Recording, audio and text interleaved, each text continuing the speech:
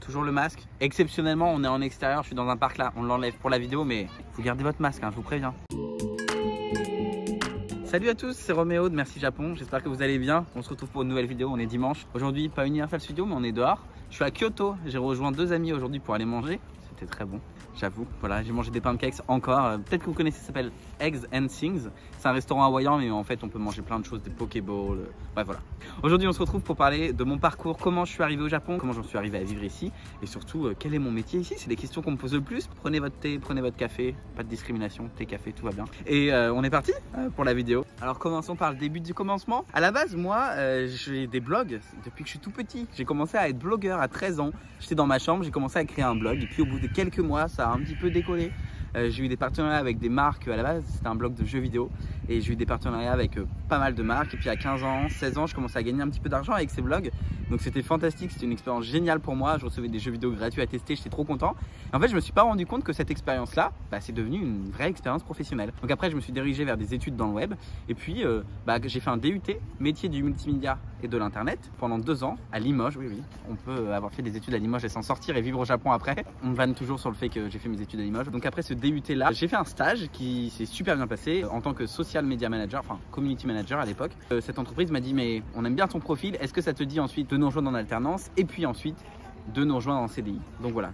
Tout s'est déroulé comme ça. J'étais community manager, je suis devenu social media manager ensuite. J'ai géré les réseaux sociaux d'entreprise. J'ai fait ensuite une licence professionnelle stratégie média et expertise digitale à Bordeaux. Non, j'avoue qu'entre Bordeaux et Limoges, j'ai quand même de monde. Voilà mon parcours. J'ai été social media manager pendant plusieurs mois. Et en fait, après, je me suis dit, bon, je commence à en avoir un peu marre. J'en avais un peu marre parce que je travaillais beaucoup. J'étais blogueur, j'avais 11 blogs, donc c'est beaucoup de travail en étant tout à fait honnête. Mais en même temps, c'était une vraie passion, c'est un truc que j'adorais. J'ai beaucoup taffé depuis que je suis jeune et quand j'ai commencé, c'était vraiment par passion. Après, c'est devenu une activité qui me rapportait un peu d'argent, donc ça, c'était cool. J'étais aussi freelance, donc je faisais des missions pour diverses entreprises, on me contactait et puis on me proposait des missions. J'étais professeur à l'université de Bordeaux, j'ai fait ma dernière année cette année auprès d'étudiants. C'était génial, je faisais de la stratégie d'influence, comment on collabore avec des influenceurs, comment on fait du placement de produits sur Instagram, etc. Je faisais d'autres petits cours aussi parfois à l'université de Bordeaux à côté. Et puis, j'étais surtout social media manager. À un moment donné, je faisais plus de 85 heures par semaine, j'ai un peu pété un câble, je vous avoue.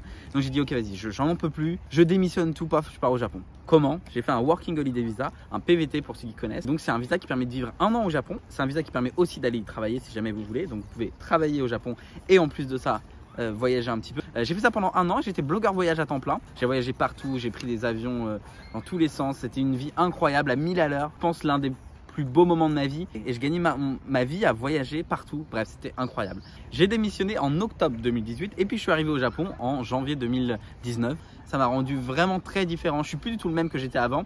Je suis devenu quelqu'un qui est beaucoup plus ouvert d'esprit. Bref, beaucoup de points positifs comme ça qui ont changé ma personnalité. Et je me suis rendu compte qu'en fait, la vie que j'avais en France, c'était pas forcément une vie qui me correspondait et que je me voyais plutôt vivre en Asie. J'ai fait toute mon année, ça s'est très bien passé avec des hauts, avec des bas. Vous connaissez forcément.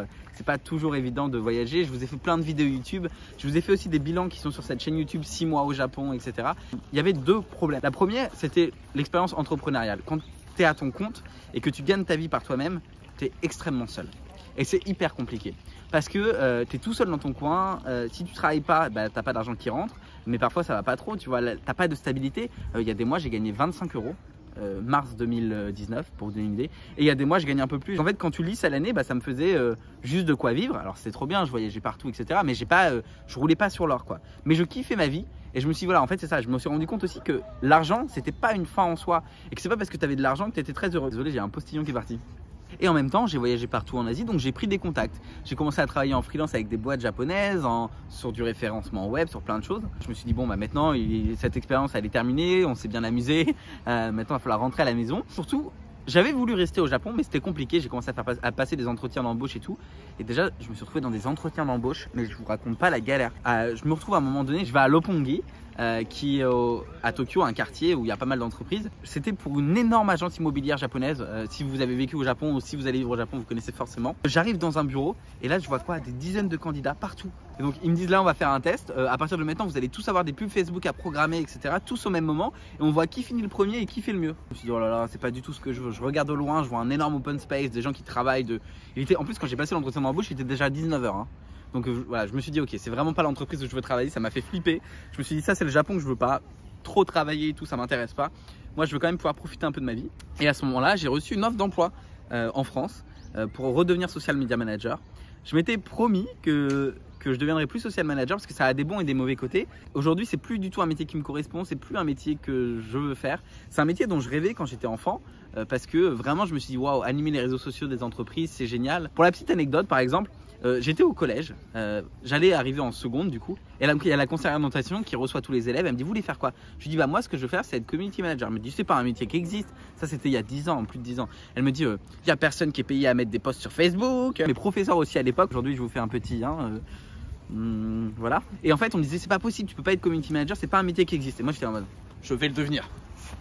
Tout le monde me regarde, j'ai l'impression d'être Elisabeth II. J'ai accepté une offre d'emploi en France, je suis donc rentré en France, j'ai été social media manager et en fait au bout de quelques semaines, non même pas, au bout de, ouais si 2 semaines, quelques semaines, confinement, ah bonjour toi, confinement, Covid, vous connaissez, on va pas en reparler, hein.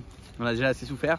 Et ben en fait je me rends compte que ça me plaît pas, c'est pas le métier que je veux faire. En parallèle je continue à travailler en freelance pour des boîtes, dont une boîte, Voyapon, qui est une boîte que j'aime tout particulièrement parce que c'est vraiment une boîte dans laquelle je me sentais bien avec des employés qui viennent de tout horizon, une équipe formidable vraiment, qui parle anglais aussi, donc c'est plus confortable au quotidien quand tu travailles de parler anglais que de parler japonais forcément. C'est un guide de voyage en ligne sur le Japon qui va essayer de faire découvrir des endroits un peu cachés aux étrangers.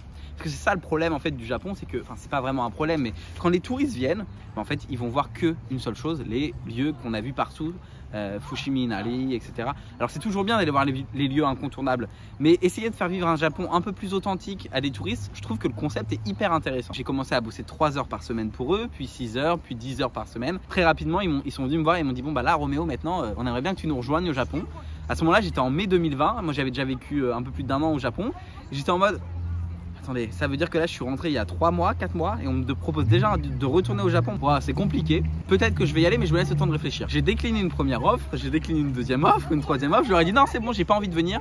Je suis juste rentré en France, j'ai fait beaucoup de frais, j'ai pris un nouvel appartement, j'ai pas envie. Puis la 4e offre, je me suis dit vas-y quand même, c'est le job de tes rêves. Vas-y fonce. Bah, j'ai débarqué quoi, me voilà au Japon. J'ai accepté l'offre d'emploi pour revenir vivre au Japon. Je suis SEO manager, en gros je suis chargé du référencement web du site internet et de plein d'autres missions à côté. Je fais de la gestion de serveurs, je fais du conseil pour les réseaux sociaux, je fais plein de choses parce que avec mes blogs par le passé, j'ai appris à faire plein de choses par moi-même. Et ce qui fait qu'aujourd'hui, en plus de mes études, j'ai plein de compétences dans plein de domaines hyper variés et donc je peux intervenir sur plusieurs sujets à la fois et c'est ça qui a plu à l'entreprise. Et donc si on m'a recruté, c'est pas vraiment pour mes diplômes, c'est pas vraiment pour mon expérience de social media manager, mais c'est pour mes blogs et tout ce que j'ai fait par le passé. Et donc c'est là où je vous dis que le petit gamin de 13 ans dans sa chambre qui a commencé ses projets, juste parce qu'il tapotait des lignes de texte pour écrire des articles dans sa chambre, il allait partir vivre au Japon après, j'aurais jamais cru. Et en fait c'est ça que je veux vous dire, c'est que continuez vos projets perso, faites ce que vous aimez, écoutez pas les autres. On me disait mais Roméo tu passes trop de temps derrière ton ordinateur, ça sert à rien. Au final ça m'a financé mes études, ça a aidé à un confort de vie un peu plus important. Je suis parti vivre en PVT au Japon, j'ai pu voyager partout dans le monde grâce à ça et aujourd'hui ça m'a offert un job au Japon. Il y a un truc dans les cheveux là. Croyez en vous, faites ce que vous voulez et en fait c'est un peu les rencontres de la vie et le hasard qui fait que je suis arrivé ici. J'ai pas postulé, on m'a offert un job, c'est une chance géniale et ça je pense que je serai toujours reconnaissant envers Voyapon et l'entreprise qui m'a recruté. Moi, mon rêve, c'est pas de vivre au Japon. Je suis pas un attrait énorme pour la culture japonaise. Donc, quand on me dit c'est quoi que t'aimes au Japon, je dis j'aime bien l'histoire, j'aime bien l'architecture. On est loin du cliché. Enfin, j'étais pas fan de jeux vidéo japonais forcément. J'aime bien Pokémon, c'est le seul manga que je connais. Autant vous dire qu'on est un peu dans la mer quand même. Niveau culture manga, j'aime bien Mario. Je suis pas pour vivre au Japon. Hein. Mais en gros, voilà comment je suis arrivé au Japon. Ça a été un peu compliqué. J'ai accepté l'offre fin mai, début juin. L'entreprise m'a dit ok, on va commencer à faire tes papiers. Donc, il a fallu que j'envoie copie de passeport, tous les copies des diplômes, etc. Pour pouvoir partir vivre et travailler là-bas, il faut un visa de travail. C'est pas quelque chose qui est très compliqué à avoir en étant honnête. Pour ça, il faut juste avoir un bac plus 3 minimum dans un domaine en particulier. Le domaine dans lequel tu vas travailler, c'est mieux. Si jamais t'as pas de bac plus 3, 10 ans d'expérience dans un domaine. Les documents ont commencé à être traités en août et j'ai reçu un document de l'immigration qui m'autorisait à faire une demande de visa. Ça s'appelle un COE, un certificat d'éligibilité, Certificate of Eligibility. Et oui, LV2 anglais.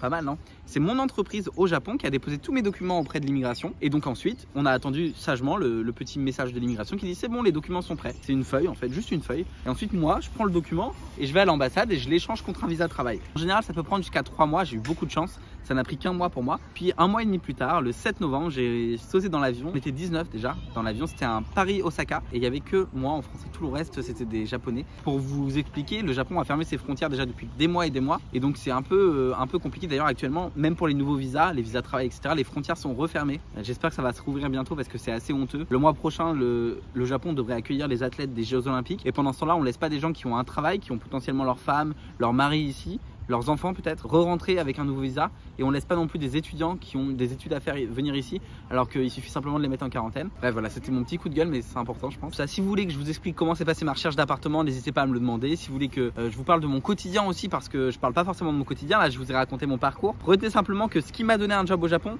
c'est deux choses. Mes diplômes, parce que l'immigration ne vous donnera pas, merci la voiture. L'immigration ne vous donnera pas en théorie de certificat d'éligibilité si vous n'avez pas pour un visa de travail, si vous n'avez pas minimum un bac plus 3 ou bien si vous n'avez pas 10 ans d'expérience dans un domaine. Si l'immigration vous donne le certificat d'éligibilité, c'est parce que et uniquement parce que ils estiment que vous ne prenez pas le travail d'un japonais. Sinon évidemment ils vont dire à l'entreprise bah recruter un japonais, prouver que on ne prend pas la place de quelqu'un d'autre qui pourrait faire ce même travail dans le pays.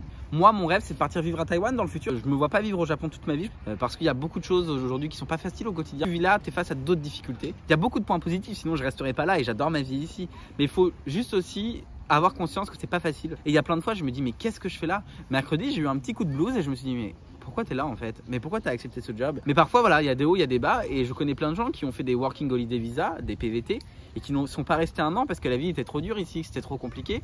Et parfois, on vient avec une image un peu idéalisée du Japon.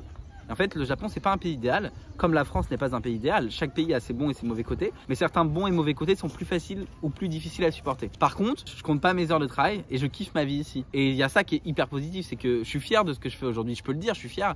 Et c'est pas tous les jours évident, mais ça va pas de prix. Tous les matins, je me lève, j'ai le big smile et je suis trop heureux d'être ici, de vivre ma vie ici, de pouvoir suivre mes rêves et de pouvoir continuer à voyager. Si vous avez envie de faire quelque chose, faites-le. Écoutez pas les gens. Si j'avais écouté les gens, on m'a dit de pas venir au Japon, on m'a dit de pas démissionner pour un PVT, on m'a dit de pas démissionner pour ce nouveau job. Je m'en fous en fait. Je continue à faire ce que je kiffe, c'est ma vie et tous les matins quand je me lève, bah, je crois que c'est le plus important, c'est juste d'être bien avec moi-même. J'espère que cette vidéo vous aura plu, alors j'espère que maintenant vous me connaisserez un peu mieux parce que c'est vrai que derrière une vidéo de moi déguisé en Mario à Super Nintendo World, on peut pas trop savoir ce que je fais ni qui je suis.